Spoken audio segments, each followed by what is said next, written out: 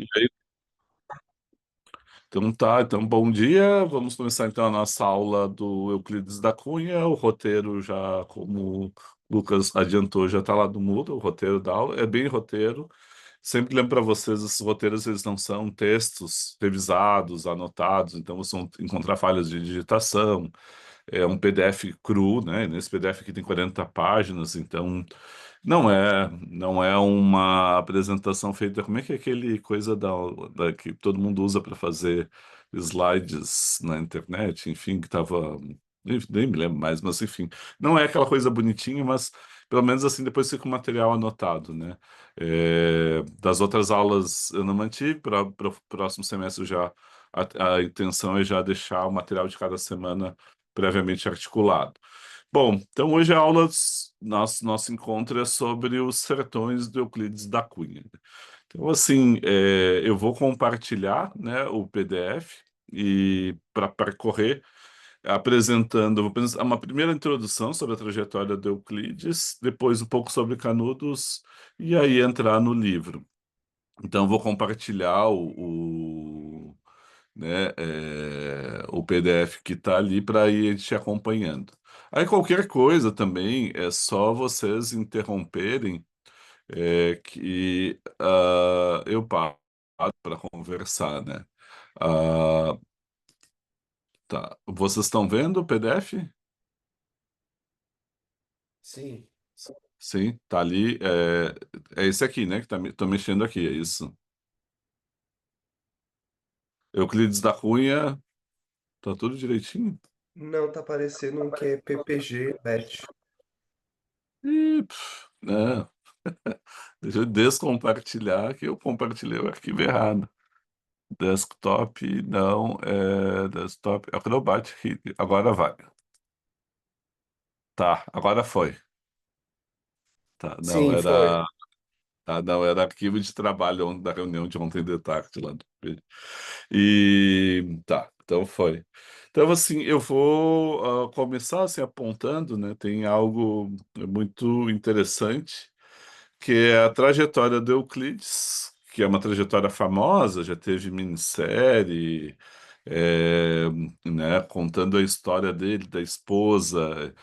Eu não botei ali na trajetória dele, mas a letra F dessa trajetória aqui seria a morte dele num duelo. Ele desafia para um duelo de Lermando, que era um dos principais atiradores do exército, porque a mulher dele teve um caso com esse, né, oficial do exército, e ele era um tipo impulsivo e então foi quase uma morte suicida, né? Ah, acho que o professor Homero da Araújo, agora esse semestre afastado, ele tem de falar dos, não, como é que ele usa os engajados suicidas, os mosquiteiros suicidas dessa trajetória aí do início da República, o Euclides é um deles. Pois esse é o final da trajetória, uma trajetória que então foi abreviada numa morte violenta, né? E ela é uma trajetória bastante polêmica, né? Cheio de enfrentamentos desde o início. Vocês podem ver, ele nasce em 66, então a gente ainda tem a escravidão, a gente ainda tem o império. E na escola militar, ele enfrentou o ministro do Exército, ele quase foi afastado, e ele vai se tornar um republicano, positivista, engajado, né, na transformação do Estado brasileiro, e vai se tornar também um jornalista. Esse fato de se tornar um jornalista, ele é fundamental. Vocês encontram, né, na rede com muita facilidade, não precisa entrar nem na hemeroteca digital da Biblioteca Nacional, os textos dele de jornal. Ele vai publicar esse texto que é famosíssimo, que é a Nossa Vendéia. Esse texto que ele publica na Folha de São Paulo é quando já está acontecendo Canudos. E ele compara Canudos com uma comunidade francesa que resistiu à formação da República, né, no interior da França. Então ele vai chamar de Nossa Vendéia. Então, assim, no momento, quando ele está longe, como correspondente, né, ainda não como correspondente, mas jornalista lá de São Paulo, ele vai achar que Canudos é um enclave monarquista, é uma espécie de resistência monarquista para derrubar a República. É, tem toda uma ideia conspiratória, né, de que ali no interior ali da Bahia estaria se formando a grande resistência à formação republicana. Ele vai como correspondente para Canudos. E aí eu acho que tem que parar e falar um pouquinho de Canudos, assim como episódio. Tem várias versões da história de Canudos, a do Euclides é uma delas. Tem romance feito sobre Canudos, não estou falando de atualizações, mas na época. Historiadores depois se debruçaram para recontar a história de Canudos. É, mas há que se dizer, né, que se não fosse o Euclides, talvez Canudos fosse uma nota menor ou não tão, né, discutida na historiografia e na história brasileira, apesar da dimensão forte traumática, né? Por exemplo, aqui no Rio Grande do Sul, ali no Vale dos Sinos, tinha os muckers. Eu acho que todo mundo conhece aqui no Rio Grande do Sul, conhece a história dos muckers. Ou não? Não conhece. E foi um episódio similar a Canudos, era um movimento religioso de imigrantes, né? Isso você encontra, tem um romance, só saiu os dois primeiros volumes do José Guimarães, né? Que era Ferro e Fogo, mas aparece também, eu acho, o Assis Brasil também romanceou, e ela é uma história importante, também de feição messiânica, de revolta que foi esmagada depois pelo Estado. Então, por isso eu digo assim, se não fosse talvez Euclides, Canudos seria uma nota dessas. Teve uma revolta no interior da Bahia e aí se perdeu. A força do livro né, do Euclides é enorme, a gente já vai voltar a ela. Mas eu quero parar, né? Ele é jornalista, está cobrindo, ele está escrevendo um texto sobre Canudos, que é a nossa Vendéia, e depois ele vai ser correspondente na última expedição. Então, a história de Canudos, ela é a formação de uma cidade, né? Ou como diz o Euclides da Cunha, misturando a referência clássica erudita com a coisa local, diz que era uma Troia de taipa, né? A ideia também da Troia que vai ser dizimada. Então, de casas de madeira. Vocês vão ver, é um morro, eu vou buscar lá a imagem no final, que vai se formar com a liderança do Antônio Conselheiro, né? Então aqui tem o desenho da época, como é que ela se constituía, né? Vocês têm a imagem das igrejas, o pequeno cemitério, e aqui ainda está espaçado. Ela seria similar a uma arquitetura mais improvisada, similar ao que se deu em várias favelas, né? Em que são vielas estreitas que se cruzam e uma formação labiríntica interna. Aqui é uma foto, né? Tem as fotos do cara que acompanhou a última expedição. Ele vai mostrar muito do sertão, o tipo de construção, né? Essa taipa. Então vai ter um momento, vocês vão ver que se construíam 12 casas por dia. A expansão era enorme. Aqui já são ruínas, né? Tem a figura, né, dos mortos. E a gente tem a figura do Antônio Conselheiro, né? O cadáver dele. Isso aqui tem várias representações iconográficas, tem inclusive romance de cordel, né? Contando a história de Canudos. Aqui, o grupo de sobreviventes, né? Uma parte, né, desapareceu, muitos foram, né, prisioneiros foram degolados, inclusive aqui por gaúchos, enfim. Então, só para ter uma ideia, Canudos ela foi se formando sob a liderança desse, que é o Antônio Conselheiro, fico aqui com a imagem dele erguido, que não era um padre, né? O Euclides chama ele de gnóstico bronco. Quer dizer, ele é um místico que acredita ter revelações sagradas, né, da proximidade do fim do mundo, e que monta uma comunidade que vai crescendo a ponto de se tornar, no final do 19, a segunda maior cidade baiana em termos de população. E ele mantém a autonomia. Era proibida a cachaça, né? Era uma comunidade religiosa. Tinha uma distribuição, né, dos alimentos lá dentro e ela se desligava, né, dos grandes proprietários. Tinha um movimento autônomo. Tem alguma coisa ameaçadora também nesse sentido.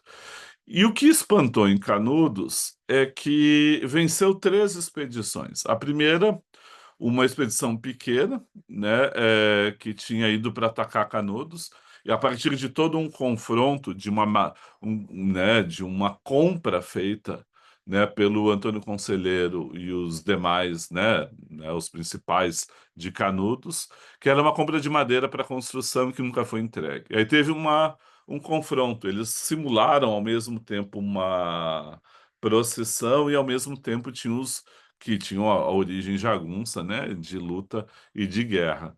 Então eles derrotaram a primeira expedição, derrotaram a segunda, do Major Febrônio, derrotaram a terceira, que daí já era federal, não era estadual, né, do Moreira Alves, que vai ser morto, Moreira César, perdão, que o Moreira César, que era um tipo meio malucão, pela descrição do Euclides, ele manda no final atacar Canudos, que aparentemente se entrega, ele manda fazer um ataque de cavalaria, o que era para ser algo feito aberto, ele vai mandar diretamente, né, o ataque direto a Canudos, e aí eles vão se perder nas vielas, e a derrota é total, eles fogem deixando canhões, armamento, e aí vai ser um escândalo nacional, Canudos se torna o grande tema nacional, e com isso o exército, o Estado, propõe e organiza uma grande expedição, que aí é já no ano de 1897 para a destruição de Canudos.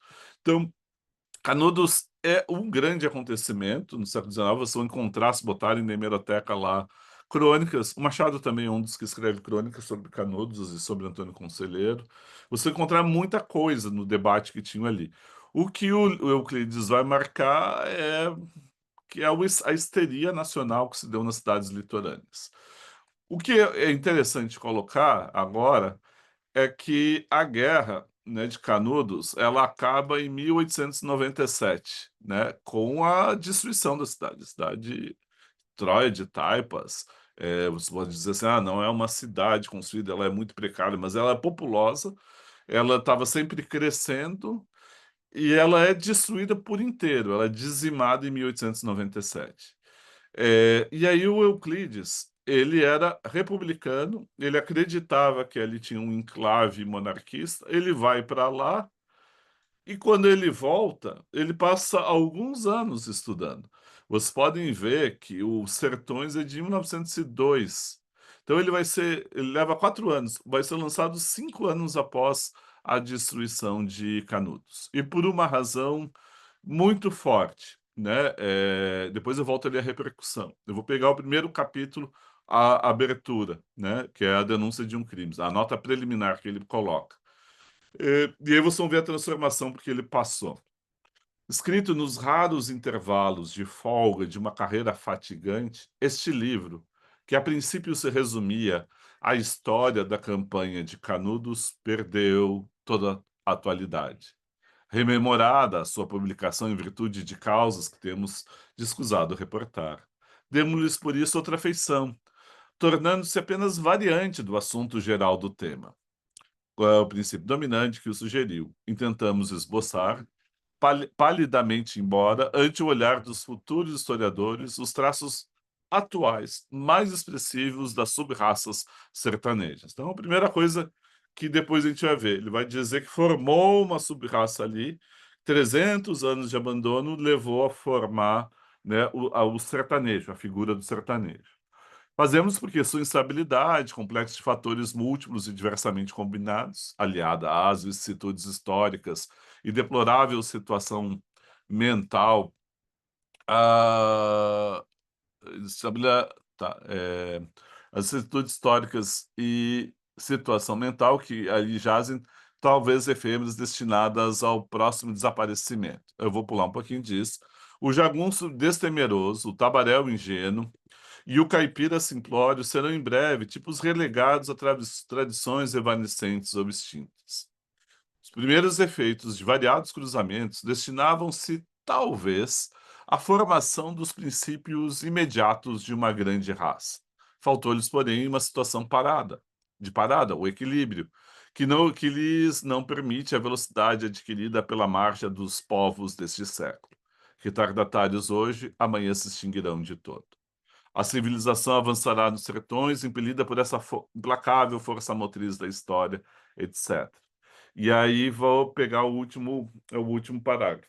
Vocês vão ver, assim, a linguagem dele, agora lendo em voz alta, e olha que eu gosto de ler em voz alta textos, a gente vê que é uma linguagem realmente bastante mais travada para leitura em voz alta. Ela é de uma retórica muito elaborada, muito bem colocada, né? Mas ela é muito erudita, muito elevada. Então, por exemplo, sempre quando eu aconselho a leitura dos Sertões, eu aconselho começar não pela terra, mas a começar pela segunda parte, que é o homem. Começar pelo homem, depois a luta, e por fim, eventualmente, voltar à terra. Mas eu vou ler agora o final, e agora que vem a grande parte, né? Então, vejamos, ele está marcando que jagunços, tabaréu, caipira, o sertanejo, ele vê como sub-raças. Então, a ciência dele é hiper atrasada e um quê determinista. Então, assim, a gente está vendo isso como figuras retardatárias da história. Então, assim, entre o litoral, né, as cidades litorâneas que percorrem as grandes capitais dos estados, é o Brasil caranguejo da época, né, como ele dizia, que ficava só no litoral, as cidades litorâneas e o interior. E aí ele mostra que nesse interior aqui foram 300 anos de isolamento, 300 anos em que se formou esse grupo isolado. E aí o que vai dar com a Guerra de Canudos é um choque. E agora ele comenta da campanha de Canudos. A campanha de Canudos tem, por isso, a significação inegável de um primeiro assalto, em luta talvez longa, nem enfraquece o acerto, o termo realizado nós, filhos do mesmo solo, porque logicamente indefinidos, sem tradições nacionais uniformes, vivendo parasitariamente à beira do Atlântico, dos princípios civilizadores elaborados na Europa e armados pela indústria alemã. Tivemos na ação um papel singular de mercenários inconscientes. Além disso, mal unidos, aqueles extraordinários patrícios, pelo solo em parte desconhecido, deles de todo nos separa uma coordenada histórica, o tempo. Aquela campanha lembra um refluxo para o passado, e foi na significação integral da palavra um crime. Denunciemo-lo. E tanto quanto o permitir a firmeza do nosso espírito, façamos jus ao admirável conceito de Taine sobre o narrador sincero, que encara a história como ela merece, né? E aí tem a citação, botei a tradução ali, não vou focar só isso, né? Ele quer se sentir como um bárbaro entre os bárbaros e entre os antigos antigamente.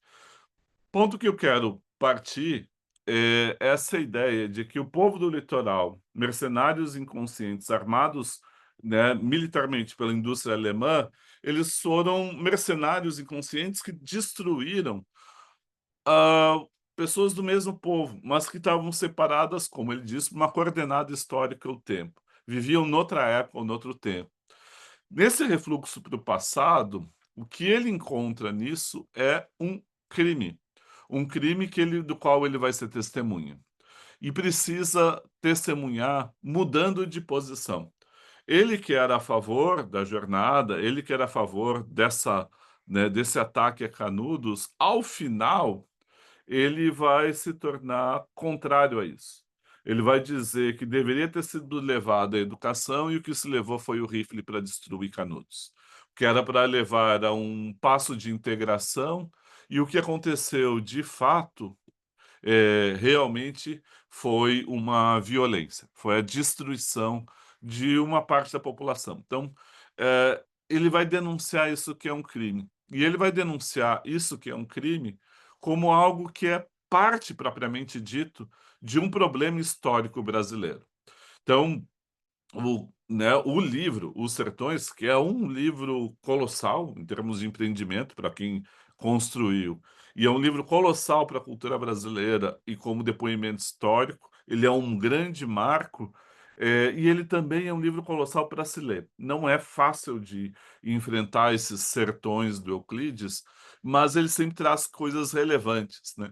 Então, eu acho interessante a peculiaridade, ele se tornou um best-seller.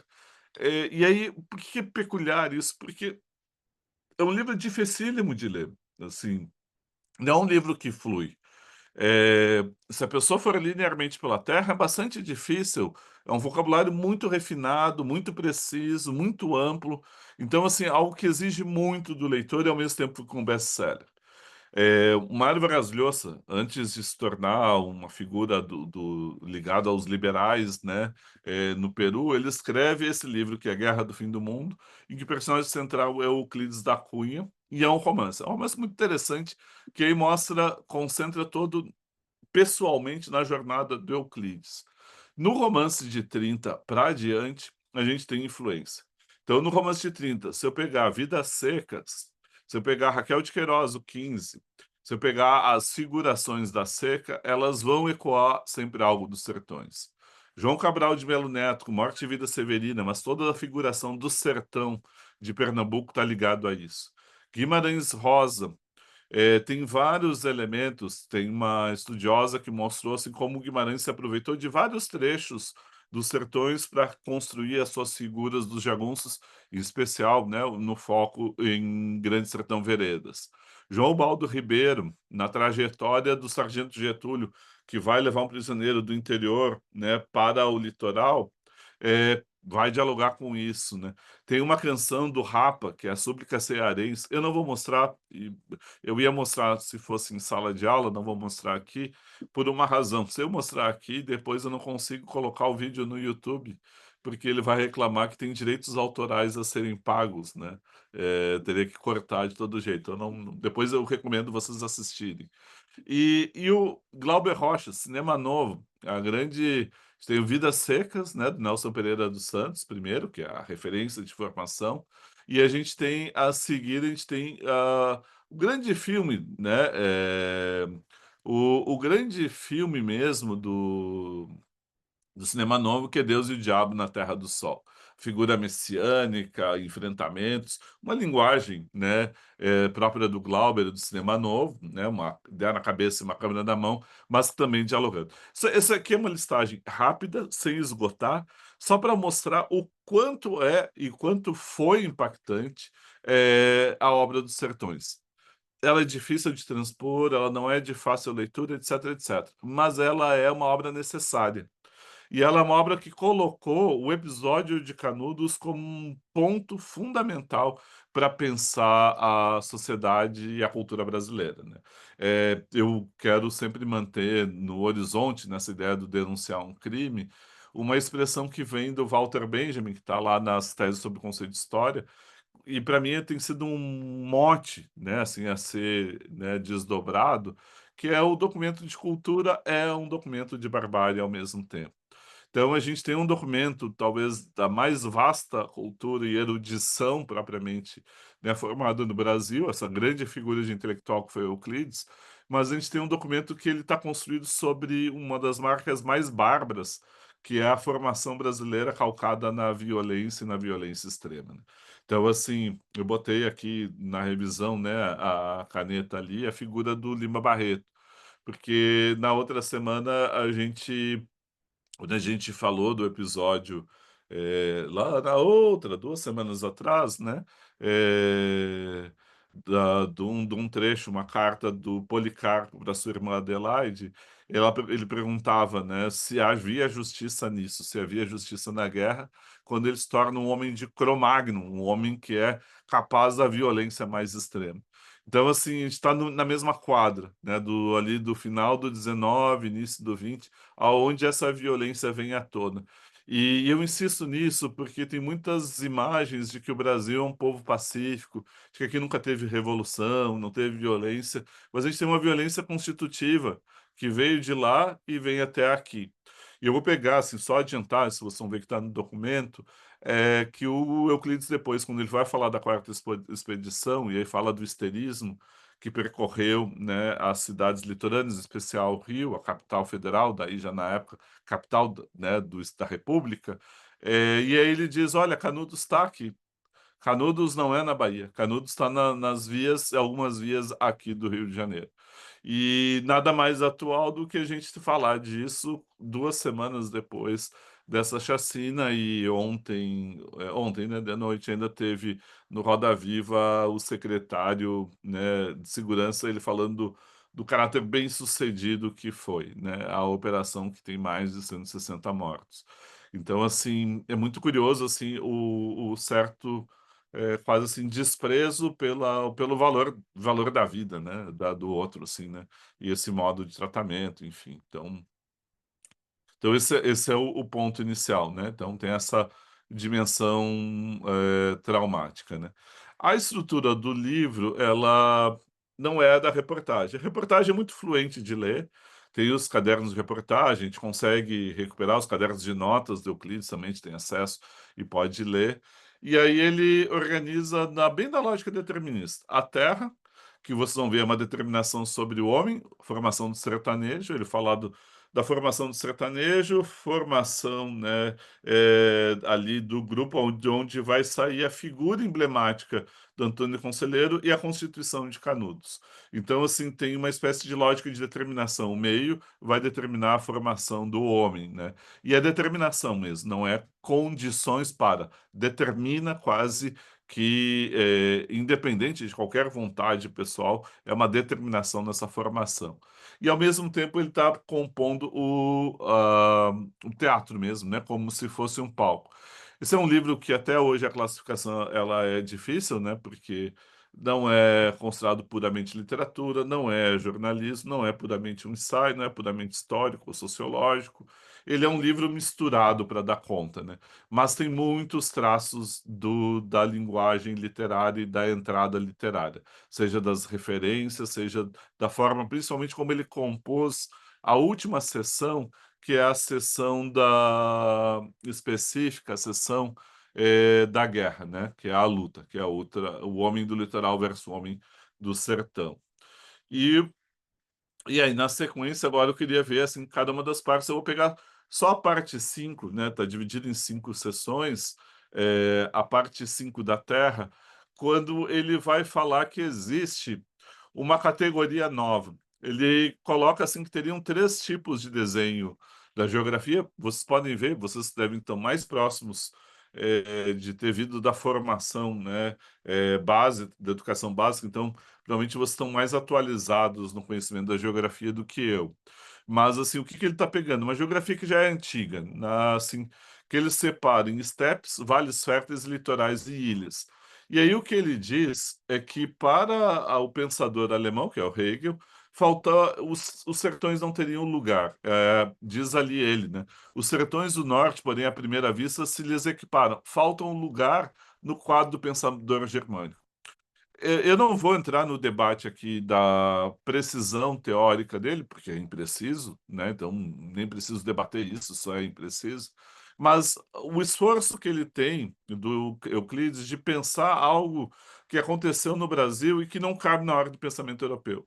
Se vocês pensarem, assim, pós-colonial, decolonial, formas de pensar que venham do Sul, formas de pensar por novos autores, novas referências, porque as realidades ou as premissas, ou pensar por outro caminho, né? Eu leio muito mais o Bert Schwartz, pensar desde a periferia, as categorias centrais, os países centrais, europeus, depois Estados Unidos, elas não funcionam plenamente numa realidade periférica e que é subdeterminada a partir. Ela é subdesenvolvida, ou ela é periférica, ou ela é dependente, por aí vai. Então, assim, o que que faz o Euclides? O Euclides tenta formular uma nova categoria que é o sertão. E aí vejam o que que ele vai fazer. Não vou ler inteiro, né? A leitura ela é mais travada, mas eu quero marcar. Esse sertão, durante a seca, ele é barbaramente estéril e maravilhosamente exuberante durante as chuvas. Então, o que acontece? Ele tem duas qualidades. Primeiro, ele é um deserto, tem todas as qualidades do deserto. Mas logo a seguir, quando sobrevêm as chuvas, a terra, como ele diz, transfigura-se em mutações fantásticas. E aí o que era desolação vira algo maravilhoso. Então a gente tem algo que é muito espantoso no modo como ele caracteriza, que é uma terra que é marcada pelo desequilíbrio. Ora é deserto, ora é uma paisagem paradisíaca, e maravilhosa e confortante. Essa tensão, essa guerra interna, esse desequilíbrio que está aqui é o mesmo movimento de descrição que ele vai trazer para o homem, né? Aqui depois vocês podem olhar com mais calma, né? Tem as 5 sessões do livro, que depois, né, dá para formar, eu vou ir uma por uma. E a gente vai ver, ele vai falar que o Brasil não tem uma unidade racial. O grande princípio que ele define, depois tem um ensaio interessante de Berto Freire sobre isso, sobre o Euclides, e que fala de, aproveita isso também, que é a mestiçagem. E aí vai falar da população sertaneja, como ela se forma, né? Vai dizendo que ela vai ganhando a feição de molde único, né? Ela vai ganhando uma característica mais constituída, né? Assim como algo reconhecível, uma figura que aos poucos vai se desenhando e que depois de 300 anos já tem uma desenhagem, perdão, uma moldagem reconhecível. E ao final ele dá uma frase que para mim, nesse arquivo vocês vão ver, tem um ensaio que eu escrevi faz tempo, que é para uma publicação que é eletrônica, que era sobre os sertões. E aí o título que eu peguei veio justamente dessa citação, numa volta do sertão, com aqueles, eu vou pegar o trechinho, né? Reproduzamos intactas todas as impressões verdadeiras ou ilusórias que tivemos de quando, de repente, acompanhando a celeridade de uma marcha militar, demos de frente, numa volta do sertão, com aqueles desconhecidos singulares que ali estão, abandonados há 3 séculos. Então ele vai falar do sertanejo e ele vai dizer quando ele se confrontou com o sertanejo. E veja a imagem que interessante, porque é a coisa assim do de repente. Numa volta de repente. Como assim de repente? Eles vêm, são milhares, são centenas de quilômetros, eles vêm andando, mas é numa volta que eles se dão, e aí esses indivíduos, que também são brasileiros, né, da mesma nação, diz o Euclides, insiste sempre nisso, de repente ele se dá conta que tem ali desconhecidos singulares. Mas o que separa os dois não é o espaço, é o tempo. Esse tempo significa que eles tiveram uma formação isolada de todo o processo de integração moderna, de todo o processo de integração das cidades litorâneas com a Europa. Eles estavam isolados. E é o esforço de conhecimento que o Euclides apresenta. E aí vem o trecho, salvo engano, né, é o trecho mais conhecido, mais citado dos Sertões, que é esse capítulo, essa seção, em que ele vai falar do sertanejo propriamente, né? O sertanejo, já vou ler ali logo depois do título, diz: o sertanejo é, antes de tudo, um forte. Não tem o raquitismo exaustivo dos mestiços neurastênicos do litoral. A linguagem lembra um pouco até do Augusto dos Anjos, né? Os mestiços neurastênicos doentes do litoral, que é um outro processo de mestiçagem, em que daí ele vai apontar muito a entrada da influência das nações africanas, né, dos povos negros vindos e através da escravidão e que vão uma outra formação mestiça que vai ter no litoral. Mas a ideia do litoral que não tem a mesma força do sertão. Aí segue. A sua aparência, entretanto, a primeiro lance de vista, revela o contrário. Não parece forte, né? Falta ali a plástica impecável, o destempenho, a estrutura corretíssima das organizações atléticas. É desgracioso, desengonçado, torto. Hércules Quasímodo. Essa imagem eu paro aqui porque ele vai marcar a fealdade, andar sem firmeza, sem aprumo, né? Ele está sempre agachado. Eu vou ali, né, nesse retângulo. É um homem permanente fatigado. E a figura do Hércules Quasímodo é maravilhosa para pensar, porque ele dá ao Hércules, figura mitológica de uma força tremenda, né? Assim, é, a gente tem um dos grandes emblemas que permanece em termos de cultura, mesmo que seja na cultura pop, mas é uma figura reconhecida por todos ainda hoje.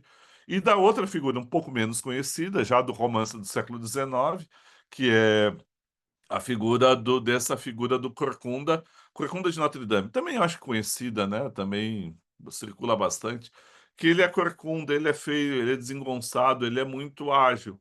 Então esse Hércules mitológico, ele fica um Quasímodo, uma figura forte, mas monstruosa. E ele parece estar sempre cansado. Ele é feio, desengonçado, parece. Só que, no entanto, entretanto, toda a aparência de cansaço ilude. Nada é mais surpreendedor do que vê-la desaparecer de improviso. Naquela organização combalida operam-se em segundos transmutações completas. Basta o aparecimento de qualquer incidente, exigindo-lhe o desencadear das energias adormecidas. O homem transfigura-se, impertiga-se, estadiando novos relevos, novas linhas na estatura e no gesto. E a cabeça firma-se-lhe alta sobre os ombros possantes, aclarada pelo olhar desassombrado e forte. E corrigem-se-lhe prestes numa descarga nervosa instantânea todos os efeitos do relaxamento habitual dos órgãos. E da figura vulgar do tabaréu, canhestro, reponta inesperadamente o aspecto dominador de um titã acobreado e potente, num desdobramento surpreendente de força e agilidade extraordinárias. Então, a gente vê a transformação abrupta. Você lembra que a Terra ela é uma seca, um deserto que transforma-se abruptamente e vira algo, uma paisagem paradisíaca, uma natureza exuberante. O mesmo movimento tem no sertanejo. Ele é a figura cansada, ele é a figura desajeitada, ele é feio, e de repente ele vira essa figura elevadíssima e forte. Então, é um grande elogio do sertanejo que ele faz aqui. É curiosíssimo, porque ele diz que é um povo mestiço, é desequilibrado, é retardatário, ele vai tendendo à desaparição, então, e muitas vezes uma feição trágica, como foi Canudos, mas ao mesmo tempo ele tem esse elogio da força, né, dessa capacidade que ele vai ter, né? É, vou pegar aqui uma imagem, que é uma imagem que só para. Não vou desenvolver, vocês vão ver, só tem fragmentos aqui no documento. Ele chama de criação bizarra de um centauro bronco. Essa figura do centauro, vocês vão lembrar, ela foi usada, se não me engano, primeiro figura a romancear foi o José de Alencar no Gaúcho. E ela é usada para representar o gaúcho, que quando está montado a cavalo, ele é como se fosse um só, um único, né? Um único corpo. Então, as quatro patas do cavalo e o corpo do gaúcho, eles se movimentam juntos e uníssonos e formam a figura mitológica do centauro, né? Meio homem, meio cavalo. Caso aqui é centauro bronco, né? E depois ele vai comparar com o gaúcho e vai criar uma oposição. Uma oposição que vai tender elogiosa para os sertanejos e mais desfavorável para os gaúchos, né?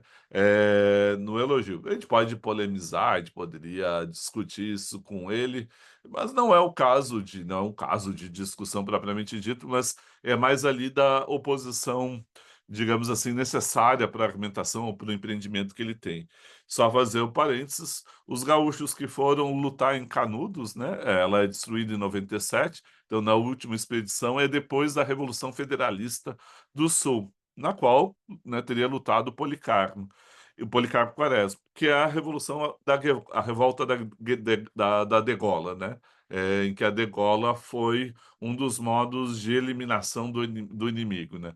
É, se vocês gostam do Érico, né, no cinquentenário de falecimento do Érico, tem o último romance dele, que é o Incidente Antares, que eu recomendo vivamente, né? A leitura do Érico, Tempo e o Vento, desde o continente, né? Mas, assim, no último, que é Incidente Antares, começa, e ali aparece a Revolução de 93, e aí aparece a degola. No continente não aparece, ali aparece a degola e as violências mais brutais para tratar o inimigo, para ser vingado o inimigo.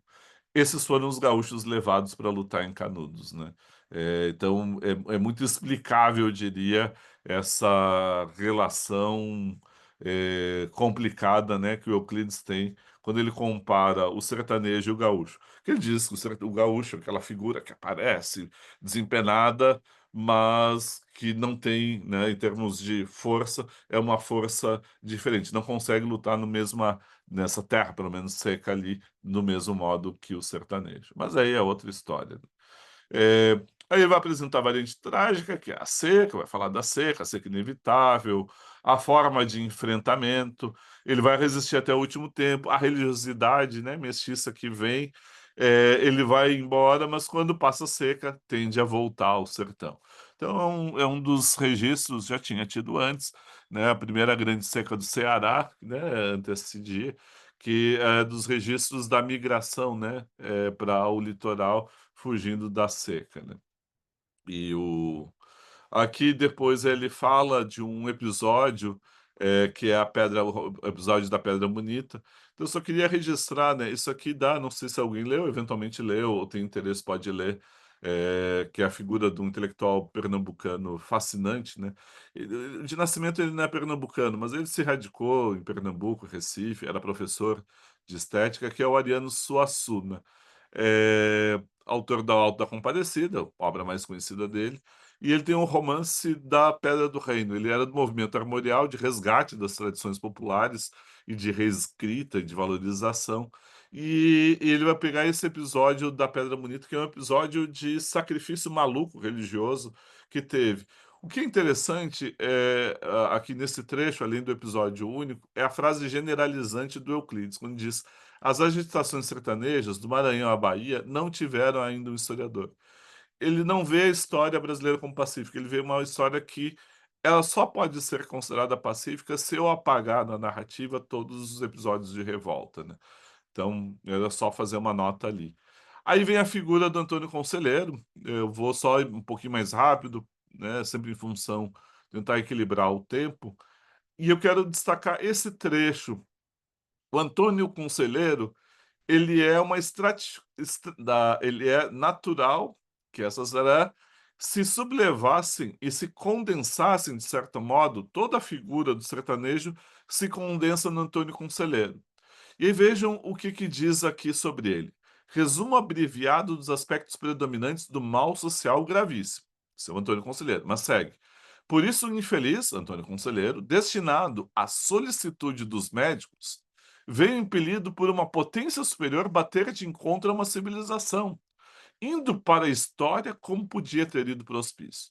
Isso é uma das frases, eu acho, mais maravilhosas do Euclides, porque ele pega o Antônio Conselheiro, se tivesse numa cidade pregando, dizendo que o sertão vai virar mar, o mar vai virar sertão, né, dizendo, fazendo profecias numa grande cidade, bom, ele podia fundar uma igreja hoje em dia, né, mas enfim, o que o Euclides dizia é que provavelmente ele seria internado no hospício, né. Só que em vez de saiu, ele foi para a história como poderia ter ido para o hospício. A descrição que ele vai dar do Moreira César, que é o que faz a terceira expedição derrotada, que era malucão, é muito parecida, marcando o desequilíbrio daquela figura impulsiva e completamente doida. Mas o que que acontece? O Antônio Conselheiro, na leitura dele, né, é um desequilibrado. Mas a gente tem que agregar um segundo ponto. Ele é um grande líder, carismático, líder de ordem messiânica, né, toda aquela ideia do sebastianismo, que Dom Sebastião vai voltar para curar a sociedade ou a história, né, no caso lusitana, no caso aqui luz brasileira, todo um capítulo. Perdão, toda uma série de capítulos da história brasileira de figuras messiânicas que volta e meia reaparecem. O Antônio Conselheiro é um desses, um grande líder que montou uma comunidade em torno dele. Então a figura do Antônio Conselheiro, essa, como eu falei antes, do gnóstico bronco, né. Então ele é o grande líder. E depois ele conclui essa segunda parte do homem, vocês podem ver, ele vai falar da formação de um tipo social, que é o sertanejo, até chegar no Antônio Conselheiro, e até chegar naquilo que é a construção do Antônio Conselheiro em consonância com esse tipo do sertanejo, que é, né, com essa, né, essa urbis, como ele diz, essa cidade monstruosa de barro, definia assim as civitas sinistras do erro. Povoado novo surgia dentro de algumas semanas já feito em ruínas, nascia velho, não se e as ruas, becos estreitíssimos, mal separando o baralhamento caótico de casebres feitos ao acaso. Vocês podem ver que é uma descrição de uma arquitetura urbana, né, uma urbis, né, montada no interior, no sertão, né, e dentro do sertão da Bahia, e dentro dessa descrição ela lembra muito essa construção quase de resistência de quem foi expulso dos centros da cidade, dos cortiços do Rio de Janeiro, ou retornados, né, da guerra de Canudos e que formaram as favelas do Rio de Janeiro. A arquitetura, ela em muito se assemelha, né, a formação inicial, né, eu quero dizer, não diria que seria isso, a mesma coisa até agora, seria um anacronismo dizer isso, né. Eh, Vai falar da pobreza que era isso, eu vou pular. E aí vem a luta, né? Aí tem né, a organização toda, assim, aqui é a parte do confronto. Curiosamente, a luta é o que foi a base dele para as reportagens. Foi o que ele foi marcando e ele foi contando, né? Então vai desde o primeiro episódio, de outubro de 96, o caso da compra da madeira, né? É, eles disfarçam numa procissão e eles surpreendem os soldados e derrotam. Depois, a segunda a expedição do Major Febrônio, né? Vem toda a preparação, exército, e aí eles lutam como guerrilha, eles fazem a luta de guerrilha e conseguem superar. E aqui é que começa já a ideia, né, da oposição, da nossa vendéia, etc. Depois vem a expedição do Moreira César, e aqui é que tem a grande derrota, porque ele era um candidato a sucessor para a presidência. Então, ele era um militar destacado que vai morrer na campanha, né? Ele vai, ao ser ferido, ele é ferido de morte na campanha mesmo. E essa derrota que vai gerar depois disso, né? Eu vou pular aqui toda a luta propriamente dita. Ele vai fazer a carga de cavalaria, que é o gesto doido de tática militar que leva à derrota. E aí vem o que que aconteceu. Vou pegar só esse trechinho antes da quarta expedição que diz: a quarta expedição organizou-se através de grande comoção nacional que se traduziu em atos contrapostos à própria gravidade dos fatos. Foi a princípio o espanto, depois desvairamento geral da opinião, intenso agitar de conjecturas para explicar o inconceptível do acontecimento, induzir uma razão de ser qualquer para aquele esmagamento de uma força numerosa e bem aparelhada e tendo o chefe de tal quilate.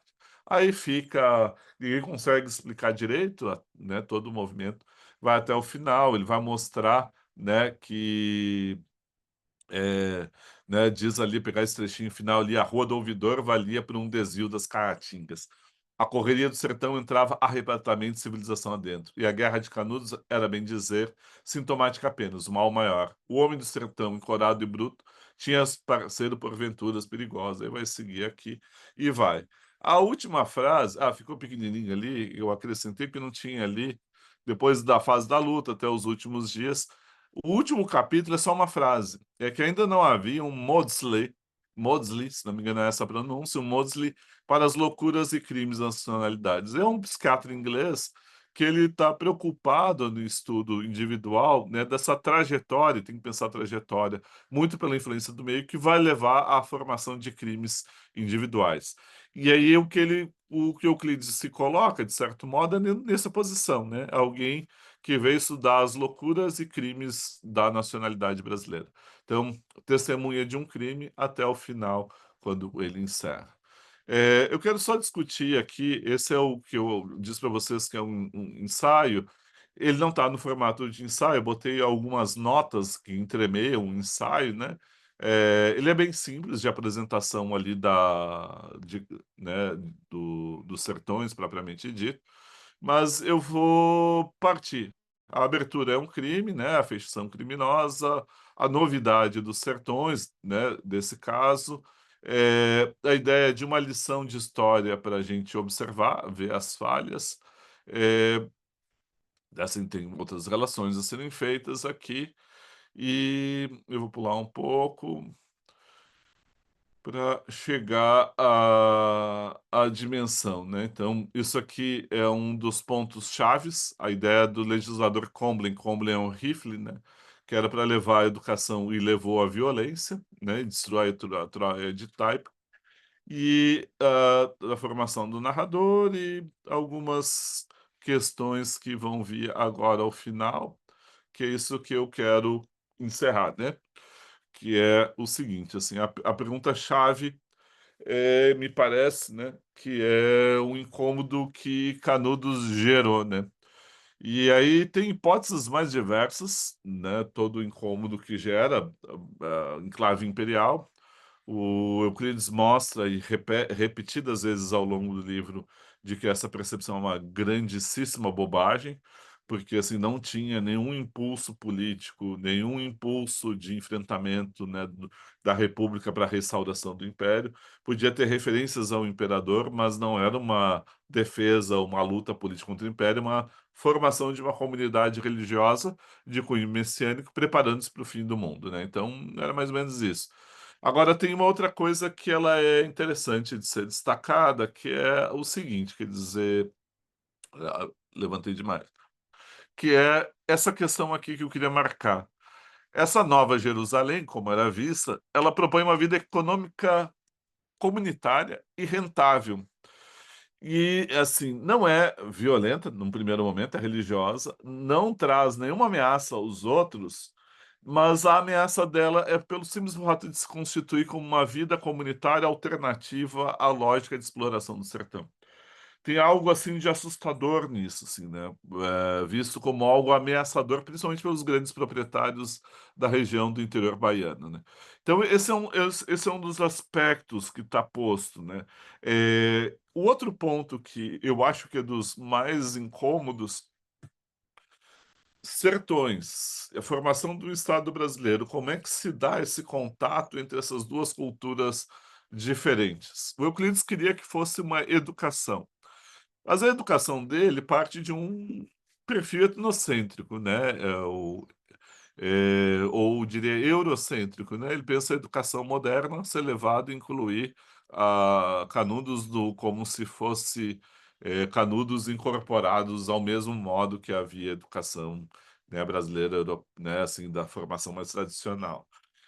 Mas como é que se dá então, né? Então ele vai, eu acho que o livro ele desenha mais uma espécie de problema que veio se repropondo até hoje, assim, né, em termos dessa lógica ou dessa tensão entre uma formação que vem ligado ao padrão europeu e, de outro lado, né, a gente tem, essas formações que vivem à parte, isoladas, né. Então, esse tensionamento que eu queria deixar como mote final, né, pra gente conversar, só pela questão da hora, né, e depois aí tem aqui no final são só as imagens de Canudos, tá. Então eu vou parar aqui e compartilhar, era a exposição para fazer só 40 minutos, né, ficou um pouquinho mais, 2 minutos a mais. E aí eu vi vocês, depois, né, eu acho que se você se importa, você parar de gravar agora, que de repente até dá para botar o compartilhar, que daí dá para ir para o mudo, né, com o porque assim, se eu compartilhar a canção mesmo, né, do Rapa, né, que é legal de ver, ou depois você também vê, que é a súplica cearense, né. Mas eu abri para vocês para conversar, né, e o então, eu só ouvi de vocês, alguma coisa, assim, o ponto, né, assim, que, assim, pelo menos para mim, o ponto de horizonte, assim, de como foi uma espécie de convergência ao final, para mim a convergência porque até não chega a ser propriamente surpreendente, porque eles têm um horizonte comum, mas pelas formas de escrita são bem diferentes, que é o Lima Barreto, com Triste Fim, e contra a denúncia que ele faz, né, de um processo de modernização excludente, muito violento, né, e acaba, né, criticando diretamente o Estado na figura do Floriano Peixoto, e ele denuncia o tipo de guerra que é um tipo de guerra que ele não vê justiça, né, e eu acho que é uma das grandes modes, ele apresentar fatos, contar histórias que ele olha e diz: "Eu não vejo justiça, duvido que haja justiça em tudo isso". Eh, Mesmo os contos, as crônicas, aquelas crônicas que ele faz sobre o feminicídio, né, voltam a isso. Do outro lado, o Euclides, né, daí o Euclides ele mudou de posição de republicano, né, que aderia ao novo regime, à posição de alguém que testemunha, se coloca como testemunha de um crime que precisa ser denunciado, e ele faz a denúncia de um crime. Então esse nexo, eu acho que ele pode ser um nexo produtivo a ser pensado, né. Então, gente, é isso. Daí fico agora para a gente conversar um pouco, se vocês quiserem colocar. quem conseguiu ler Os Sertões, eu acho que é a leitura mais densa e difícil do semestre, né? Mesmo quem já leu um pouco, mesmo quem ainda não leu, mas quer comentar ou perguntar coisas sobre o livro, a gente abre agora para conversa.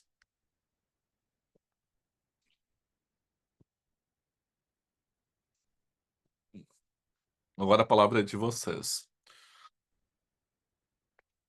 E eu vou fazer uma coisa que é a coisa que eu acho mais difícil em sala de aula, que é enfrentar aquele silêncio incômodo, assim, né? A gente diz, agora vocês falem. Eu tenho uma pergunta, professor. Diga, É, Eduardo. sobre não. Eu não li Os Sertões, eu não consegui ler, mas eu vou ler. A qualquer momento eu vou ler, quando tiver tempo nas férias eu pretendo ler. Mas o senhor acha que muda muito a leitura de Grandes Sertões e Veredas depois a percepção da leitura de Grandes Sertões e Veredas, quem leu ou quem não leu Os Sertões? Se a influência é tão clara assim no É, futuro? o, eu, deixa eu a leitura dos sertões e a leitura do Grande Sertão, né? É. Eu vou dizer assim, eu acho que grande maioria, não vou dizer um percentual, não vou dizer assim, 82,5% dos leitores de Os Grande Sertão não leram Os Sertões, né? Mas eu acho que o percentual é altíssimo, eu não sei, mas eu acho que a grande maioria dos leitores, grande maioria mesmo dos leitores, não leu Os Sertões e aproveita, né? Vai aproveitar, né? Assim, bastante. É, o que eu, é, o que eu acho que repropõe, assim, é o que pode ser através dos Sertões ou não, né? Então, eu vou partir do Grande Sertão, que para mim, né, eu achei tão, para mim foi uma surpresa, uma vez era tipo uma entrevista, aquelas coisas de pandemia, aí pergunta, aquelas perguntas assim que é esquisita, não tinha parado para pensar, nunca tinha parado para pensar no assunto. Aquelas perguntas esquisitas assim do tipo, se você fosse para uma ilha, qual romance brasileiro você levaria e seria o romance? Só podia levar um. E eu não pensei, eu respondi de modo imediato. E eu disse O Grande Sertão Veredas. E para mim foi uma surpresa, né? Porque eu sou um estudioso mais do Machado, né? Sou um machadiano, assim, né? Já li, reli, li uma obra do Machado. Já li várias vezes O Grande Sertão. A última vez que eu li, acho uns 3 anos. 3 anos foi a última leitura que eu fiz. Eu não sei quantas vezes eu já li. E eu consegui me emocionar relendo, e eu não sei quantas vezes, 5, talvez, 6. E aí, lendo no Kindle. E eu não estava com o livro, estava afastado, né? Estava só com o Kindle na mão. Eu li com o Kindle, que é uma coisa em preto e branco. E fiquei tocado, parecia que eu estava lendo a primeira vez. Então, assim, eu acho que tem uma tendência de envolvimento muito grande. Eu recomendo muito, assim, eu acho que não dá pra passar pela letra sem ler o Grande Sertão Veredas. Então, eu acho super legal tu trazer isso, porque eu, assim, sem dúvida nenhuma, para mim, o Grande Sertão é um ponto da curva incontornável para quem faz letras, licenciatura ou bacharelado. Dito isso, é que muitas vezes acontece, eu vou pegar uma polêmica que se dá na recepção do Grande Sertão Veredas no Uruguai. Se eu, deixa eu vou tentar recompor um pouco o diálogo, que faz tempo que eu não volto a ele. De um lado, tem o Emir Monegal, que é um crítico mais ligado e vê as tendências de vanguarda, e ele vê todo o trabalho de linguagem do Grande Sertão Veredas, e ele aproxima muito das experiências do Joyce, do James Joyce da linguagem. Então, ele vê, e é verdade, verdadeiro. E é uma tendência que a gente vê, uma tendência fortíssima do Grande Sertão de se universalizar, né? Assim, eu consigo encontrar naquela trajetória aspectos da trajetória que de formação, de transformação do Riobaldo, que pode tocar qualquer leitor, qualquer lugar, né? Agora, do outro lado, tem o Angel Rama, é um cara que se propõe a estudar, ele era, inclusive, tinha uma correspondência bem legal com o Antônio Cândido, se propõe a estudar a comarca pampiana, ele enraiza a literatura na nossa história. Quando ele fala do Grande Sertão, ele pensa o Grande Sertão ligado à América Latina, mais especificamente ao Brasil, Sertão Mineiro. Então, o que que acontece? Agora volta aos Sertões do Euclides. A leitura dos Sertões de Euclides vai me permitir abrir uma porta a mais de interpretação, que é ver esse vínculo com a história brasileira, né? Então, ele nos mostra como o Guimarães ele era um leitor muito atento, não só da literatura universal, então não é só o Fausto do Goethe como influência para o Riobaldo, mas também é o que ele lia dos Sertões. É também o que a gente falou na semana passada do Simões, o narrador oral, né, do Glauco, que poderia ter influenciado o Riobaldo, por aí vai. Então é bem legal pensar esses diálogos, né? Que eu acho que são diálogos enriquecedores. É, tem uma expressão, né, que o Roberto Schwartz usa para falar do Machado, que é dizer que tem leituras em competição o tempo inteiro, né? E aí o importante não é abdicar nenhuma, não é nem ser um nacionalista chauvinista, né? A nossa pátria, verde e amarelo, seja o diabo, e nem ser aquele cosmopolita blasé que olha o Brasil, ai, que tédio olhar para esse Brasil daqui, né? Então é mais esse tensionamento, né? Então a tua pergunta ela é ótima, sim, porque eu acho que ela coloca uma grande questão que é da literatura brasileira, né? Só para finalizar, o Antônio Cândido dizia: não tem como estudar literatura brasileira a não ser através da literatura comparada, né? Ou estudar literatura brasileira é estudar literatura comparada. Então, a tua pergunta realmente ela traz vários, várias implicações produtivas. Leonardo, antes de eu te passar a palavra, eu tenho uma pergunta da Evelyn, que ela escreveu, que ela diz assim: tinha as discussões se os sertões poderiam ser considerados literatura, porque parece um documento bem mais jornalístico. Não consegui terminar o livro, mas é considerado literatura, você denúncia da guerra. A pergunta é excelente, Evelyn, porque realmente ele é um nó, né? Tem várias explicações para isso.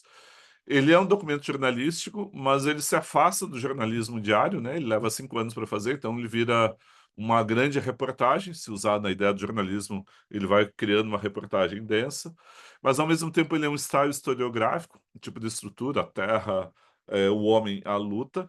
Ele também, então, conjuntamente a isso, ele tem uma base, então, da historiografia, mas também tem uma dimensão de ensaio sociológico, quando ele tenta construir um tipo social, né, quase um tipo weberiano, né, do Max Weber, assim, aquele tipo formado, que condensa naquela personagem um tipo social que congrega traços de uma coletividade, e ele também é visto pela literatura.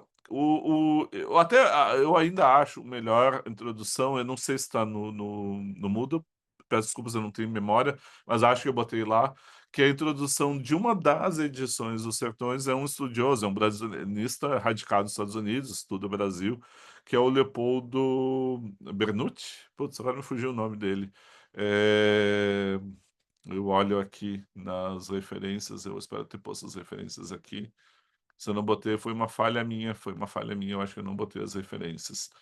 Que é o Leopoldo Bernucci, se não me engano, é o Bernucci, que ele faz uma das melhores introduções, né, aos sertões. Então, ele não diz assim, é literatura apenas, mas tem os vários traços que levam à literatura, né? Então, a posição subjetiva que não se esconde do narrador, as várias qualificações, né, de figuras literárias que ele tenta trazer e ele distorce para poder melhor representar essa ideia do Hércules Quasímodo, a Troia de Taipo e por aí vai adiante, uma dimensão que ao mesmo tempo é infernal, outras vezes é paradisíaca. Então, a dimensão, quando ele chega na luta, ele dá uma afeição mais épica, né? O texto do Bernucci está no Moodle, diz o Lucas. Então, eu acho que tem esse tensionamento, assim, né?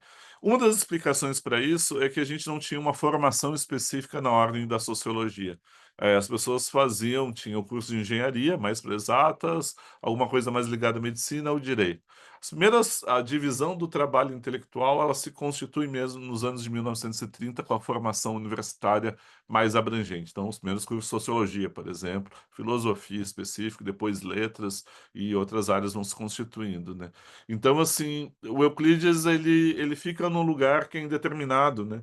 Então, ele faz uso de vários instrumentos para ser testemunha desse crime. E então ele entra na literatura, mas ele pode ser lido também pela sociologia, né, por outro caminho, sem nenhum problema, né? Tá? Não sei se respondi, era isso, Evelyn, mas esse é um debate importante que tu trouxeste, né? Leonardo. Oi, professor. Eu fiquei com um pouco de dúvida quando tu citou aquela análise, enfim, do Walter Benjamin, que tu falou de documento de cultura e documento de barbárie. Poderia falar um pouco mais sobre isso para me esclarecer um pouco melhor? Claro. Primeiro, eu tinha que dar a referência inteira, não dei, né? São as teses sobre o conceito de história, né? Que ele está atento a isso, né? Ali nas teses sobre o conceito de história, que é uma espécie de legado que Walter Benjamin deixa, né? Ele está tentando fugir da França, né? Assim, ele é um intelectual, né, judeu-alemão, né? Ele não era propriamente uma figura religiosa, mas foi obrigado a fugir da Alemanha nazista. Ele vai viver numa uma condição muito precária, pobre na França, né? E ele vai acompanhar a ascensão, então, do nazismo, do fascismo na Itália, acompanha a Guerra Civil Espanhola, ele acompanha todo o movimento de alteração, né? Numa indeterminação, quando vê o início da guerra, ele acompanha, por exemplo, uma das coisas que mais chocou foi o Pacto de Não Agressão Hitler-Stalin, né? Então ele vê, assim, parece um mundo sem saída, né? Assim, ele olha para um mundo que parece sem saída. Eu acho que tem muitos ecos hoje em dia, né, muitos tons do que a gente via dos anos de 1930 que ecoam hoje em dia, né? Então, por exemplo, a volta tinha a tradição família e propriedade, começa a constituir ali, por exemplo, o integralismo no Brasil, que se fortalece até nos anos 60, que parece voltar hoje em dia, né? Aquelas coisas do nacionalismo chauvinista, retardatário, ortodoxo, que nega o conhecimento da ciência, nega a relativização, não aceita a diferença do outro, etc. Bom, esse é mais ou menos um contexto, né, que está ali. E aí, quando ele faz as teses sobre o conceito de história, é, ele vai escrever uma das teses, ele quer pensar uma história materialista, né, pelo ponto de vista materialista. E uma história que ela não seja conformista, que abre dentro dela a possibilidade da transformação. Numa das teses, ele vai falar que existe uma forma de transmissão. Então, quando, por exemplo, o Roma, né, invadia os outros povos, ele trazia os seus, né, carregava, né, do espólio todo, ele carregava junto, no cortejo triunfal, as obras dos outros povos. Então, esse cortejo ele vê como uma espécie de cortejo da história, em termos progressivos, que tende a ser contada pelos vencedores. Então, eu posso olhar para uma obra, vou pegar, por exemplo, não vou pegar os Sertões agora, os Sertões é mais evidente a barbárie ali, mas eu posso pegar uma obra como o Memórias Póstumas de Brás Cubas, naquela leitura em competição, e ler como uma obra universal que fala da condição humana. Veja só, um cara vinculado à filosofia de Schopenhauer, pessimista, que fala que a condição humana é precária. Vejam só, ele está falando da condição humana. Mas eu posso ler vinculando à história do Brasil e ver que esse documento de cultura ele está formado numa base de barbárie, né? Ele está carregando ali, né? Então, assim, tem uma dimensão bárbara que é a escravidão. É aquele senhor que ele humilha, né? Assim, a dona Plácida, aquele senhor de escravos, que se diz e se mostra como burguês, mas quando ele se comporta como um sujeito que humilha uma mulher pobre, né? Desqualifica a outra porque ela é manca e pobre, né? E filha bastarda. Então é que parece que todo documento assim de cultura, toda obra de arte, ela tem algo que ela é ao mesmo tempo da cultura, não vou negar, mas ela carrega algo que é uma espécie de testemunho da condição de barbárie que a gente vai vendo acumular na história, né? E aí o Benjamin ele sempre trabalhou nessa dialética dos dois termos, na obra e também na transmissão, que ele fala assim, que quando as obras são transmitidas, uma das perguntas, daí não é ele, é um outro teórico, que é o Didier Berman, ele diz assim que assim, quando uma obra chega até nós, é perguntar assim, como ela chegou até nós. Vou dar um exemplo que talvez vocês tenham lido no semestre passado, que é a Úrsula, da Maria Firmina dos Reis, né? A Maria Firmina ela foi redescoberta, o romance dela só nos anos de 1970, num sebo. E aí, a partir dos anos de 1980, que foi republicado e voltou a entrar no repertório das leituras. Hoje foi uma leitura, já foi, eu não sei se ainda é, leitura obrigatória de vestibular, né? Então, virou um documento da cultura brasileira, né? Mas essa transmissão, durante mais de 100, 120 anos, é uma obra que ficou apagada, ficou escondida, né? Então, a transmissão ela sempre tem essa ambivalência também, né? Porque normalmente ela está tentando passar a história, como diz o Walter Benjamin, dos vencedores. E na história dos vencedores está tudo certo, tá tudo ok. E aí, assim, se eu vou trazer a contrapelo, como ele diz, eu vou escovar a contrapelo do tapete. Em vez de fazer assim, eu vou escovar para o outro lado eu vou trazer aquilo que foi ficando residual, que é a história dos vencidos. E aí essa transmissão ela é nova, né? Ela sempre, mesmo que eu fale documento passado, às vezes irrita um pouco. O Lucas, ele ouviu, né, uma pergunta, não sei se vai reproduzir, ele pesquisa o Dionélio Machado, né? Aí perguntaram, mas por que ainda Dionélio? E às vezes irrita um pouco, porque estudar uma história do passado não é algo arcaico, não é algo inatual. É atual você conseguir mostrar que ele tem algo que está da nossa história atual, que está sendo transmitido, que eu estou resgatando, estou lendo por outro ponto de vista, estou mostrando outra coisa. Então é por aí que os Sertões, agora eu volto para os Sertões, é mais evidente nos Sertões, né? Ele é um documento monumental da cultura letrada brasileira, da cultura letrada mesmo. É monumental o que ele faz, mas ele está calcado de um dos episódios de barbárie da formação brasileira, né? Que é a erradicação de uma comunidade inteira, né? Não teve. Foi chamado de Guerra de Canudos, não é por nada, mas ela foi uma comunidade erradicada. No final só tinham crianças, algumas mulheres, para resistir contra um exército muito bem armado, né? Então, é mais esse caminho assim, né? Que eu tenho tentado pensar essas obras. Podia falar assim do mesmo caminho do Lima Barreto, Triste Fim, o Cemitério dos Vivos, né? Cada uma com um aspecto diferente, mas todas elas dialogando com esse tensionamento, né? Assim, que eu acho produtivo e atual, né? Tá. Mais alguma questão, querem? Eu queria falar um pouco. Tá. Cadê quem tá falando? Melissa, tá. Aqui, tá, sou eu. É só por causa que você falou sobre a questão, né, de que Canudos é comparável com o episódio dos Mooker, né? Só que Isso. os Mooker é muito interessante por causa que ninguém que não seja de Sapiranga, onde isso aconteceu, no caso da minha cidade, conhece os Mooker. É E sério. sim, até gente, se tu for para uma cidade vizinha como Campo Bom, ninguém sabe o que que foi o que aconteceu. É uma informação que só tem dentro da cidade e, na verdade, que a galera só sabe também por causa que a gente aprende na escola, nos anos iniciais, com a história da cidade.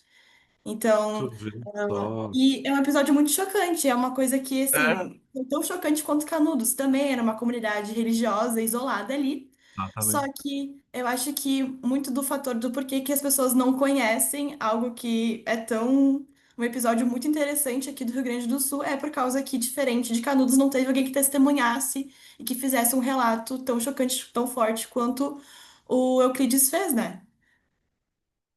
Exatamente. É muito legal tu trazer isso, assim, né? Eu não sabia que em Sapiranga estudava e que logo do lado ali em Campo Bom, que é do lado, né? Ali no Vale, É. não tivesse essa história, né? Contada, narrada. Tem um romance que eu recomendaria, que eu vou conferir aqui, faz tempo que eu li, né? Que isso aí mesmo, do Luiz Antônio de Assis Brasil, não sei se chegasse a ler, que é Videiras de Cristal, Não. conhece, porque ele concentra no episódio dos Muckers. E aí ele complementa, de certo modo, essa obra que é do José Guimarães, que é a Ferro e Fogo. Que o José ele pega a formação, né, inicial dali do Vale da colonização do Vale dos Sinos. Então, é bem legal, assim, né? De ler, assim, né? Eu acho o Videiros de Cristal um baita romance, assim. Eu gostava muito mais das obras mais anteriores, né? Do Luiz Antônio de Assis Brasil. Talvez vocês conheçam ele mais pelas oficinas hoje em dia, todo o trabalho fabuloso que ele fez com as oficinas literárias na PUC, né? Mas essa parte do romance dele também é bem bacana. E aí, nesse romance, ele vai contar toda a formação, né? E toda a construção, e aí a liderança, né? Porque é uma liderança religiosa que vai transformar, assim, a região.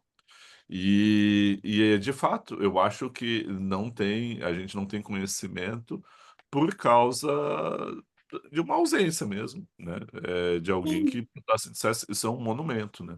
A gente tem que parar É, e olhar para isso, né? e também tem todo um fator de pesquisa histórica, por causa que, na verdade, os dados e registros são muito escassos. nem uma imagem que nem do líder lá de Canudos a gente tem uma imagem, ok? Que é ele morto, Sim, mas tem uma imagem dele, né?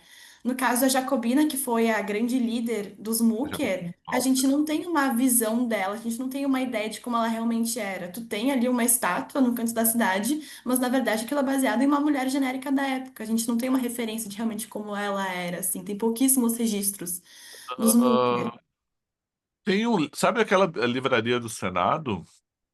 Tem Hum. aquela que deixa eu vou salvar, botar aqui o link ali, Livraria do Senado, e eu vou te mandar, só vou te pedir um pouquinho, só vou abrir ali, que tem uma tentativa de história, mas eu recomendo mais a Videiras de Cristal, né? Mas esse aqui tu acha disponível também na Livraria do Senado, a obra, eu acho que deve, deixa eu ver, dá para baixar o PDF que ele tem um pouco da história dos Mookers ali. Então eu acho assim que, né, tem pouco documento, mas se tu tem interesse, né, e tu vem dali, vale ver essas obras literárias, assim, né? O José Guimarães, eu li isso há muito tempo, depois eu fiz era um trabalho de comparação, né, entre o livro do Josué, os dois volumes, né, A Ferro e Fogo, o Tempo de Guerra, Tempo de Construção, Tempo de Guerra, eu não vou me lembrar os títulos, e o do Luiz Antônio de Assis Brasil, As Videiras de Cristal. Isso há trocentos anos atrás, né? No tempo, sei lá, no tempo que os bichos ainda falavam. E mas, assim, é bem legal de ler, assim, porque isso que tu colocou é verdade. Se não tem alguém que fica trazendo à tona e falando, essas coisas se esquecem. E é relevante trazer à tona, é muito relevante, né? Também teve em Santa Catarina, teve algo parecido, no Contestado. Então, assim, tem vários episódios na cultura brasileira e eles tendem a ser esquecidos. Canudos só não foi esquecido por causa do Euclides. Isso, assim, senão ele ia ser uma nota de rodapé em algum livro de história. Então é muito legal tu trazer isso, assim. Eu achei que todo mundo aqui conhecesse os Mookers. Então eu fui assim. Conheci os Mookers, porque eu assisti uma peça há alguns anos atrás aqui do Teatro Local que era sobre os Mookers. Essa peça eu não vi. Não- Mas Que já era faz um sobre a tempo. Jacobina. A Jacobina eu não me lembro, mas eu me lembro que o. Ai, como é o nome? Paulo Geiger, aquele cantor, ele fazia o papel do marido da Jacobina, eu acho.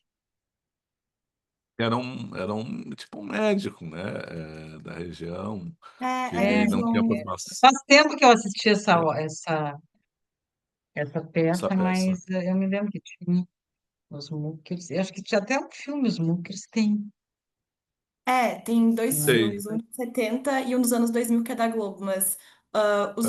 eu nunca vi É, os dos anos 70. Esses falam que é mais fiel, mas os anos 2000 não tem nada a ver. É outra coisa ali, é bem fora, assim. é, Na verdade, É, é, e, tipo, e, tem. e não ter na história do Rio Grande do Sul é bem, bem esquisito, né? Assim, a gente É, não tem. eu sei que tem um livro assim mais de referência, que é de um pesquisador da região, mas ele também é de um tempinho atrás. E ano passado, quando eu dei aula para educação básica, nos anos que Ah, tratam, né, da revolta dos Múqueres, a gente visitou os museus da cidade. E daí, justamente, né, a guia que tinha lá, ela explicou que a pesquisa agora em cima dos Múqueres é um movimento muito mais recente, que está se retornando agora, que muita pouca coisa se sabe de verdade ah, com comprovação, muito é só especulação. ah, entendi. quem faz a Jacobina no filme é a Marlise Sauresi. Nem E me que é o lembro Paulo mais. César Pereira também trabalha Ah, nesse dos anos 70. legal, até de rever isso. Agora, eu acho que vale investir nisso, se tu quiser, Melissa, assim, adiante, né? Assim, porque se quer trazer da região, né, etc., assim, eu acho que vale a pena.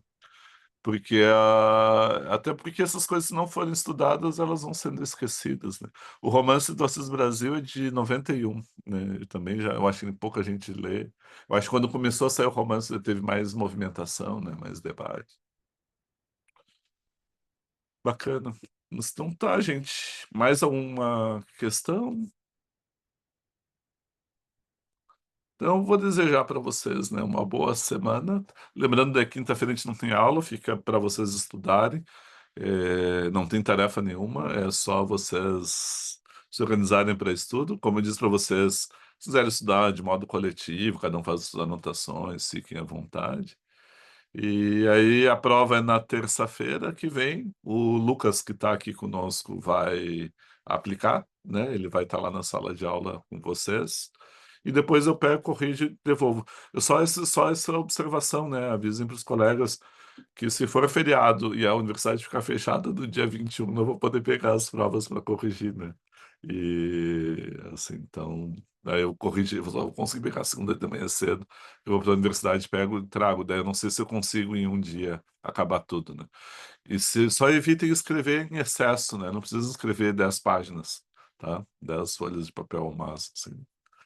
Tá bom? Então, gente, tudo de bom. E eu já agradeço desde já o semestre. Depois eu vou fazer aquele encontro para devolver os trabalhos, né? Dar as notas, e dar as provas para vocês. Mas aí já não vai ser mais aula, daí já é outra coisa, né?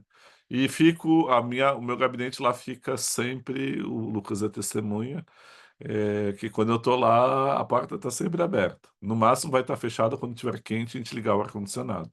Mas vocês vão estar sempre. É só bater, entrar e sintam-se em casa, tá? Assim, eu Professor, acho que é o senhor vai dar literatura D semestre que vem? C, né? Não é C, C. é C, perdão, é C. Essa é a minha pretensão. Quero ver se eu tenho. A minha pretensão no semestre que vem é pegar. Eu dou aula só na graduação, não dou aula no pós. Então, eu quero ver se eu pego as duas turmas de C. E aí abro uma eletiva, que é aí eu quero a eletiva que é de estudar o conto machadiano, ler o conto Machado de Assis. Assim, na cadeira do pós, esse semestre deu muito problema por causa do calendário, assim. Teve interrupções, assim, de feriado, evento. Por exemplo, o evento da semana passada, né, do CPE, enfim. Mas aí eu vou dar essa cadeira. Então, daí vocês também são convidados, quem quiser ler contos. Aí é só ler contos do Machado mesmo, assim, na sequência.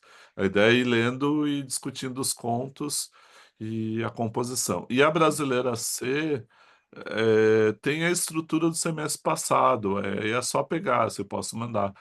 Cada semestre muda um pouco, né? Mas, assim, por exemplo, essa lógica do trabalho final que teve aqui para vocês, já teve para lá, acho que foi não sei se foi o semestre que o Lucas fez, mas tinha pois essa da pesquisa, né?